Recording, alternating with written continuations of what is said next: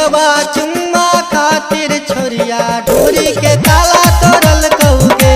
सुमितवा चुम्मा खातिर छोरिया ढोरी के ताला तोड़ल कहुगे। कच्चे उम्र में छोरिया हमरा घायल करल ही गे। कच्चे उम्र में छोरिया हमरा पागल बनल ही गे। रोहनमा सुमितवा अनिलवा चुम्मा खातिर छोरिया ढोरी के ताला तोड़ल कहुगे। ललितवा चुम्मा खातिर छोरिया ढोरी के ताला तोड़ल कहुगे।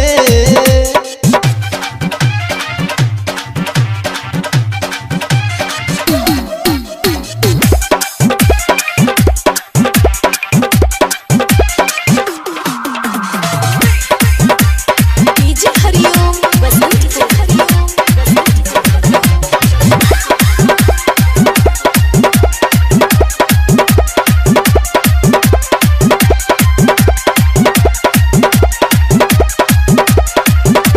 सीना के ओढ़नी उतार के छोरा सबके घायल करल ही गे।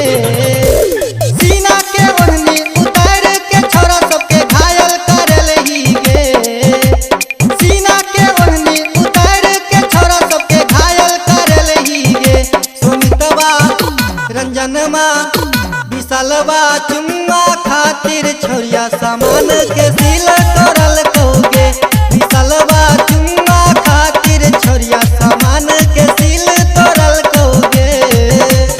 कच्चे उम्र में छोरिया हमरा घायल करल ही गे।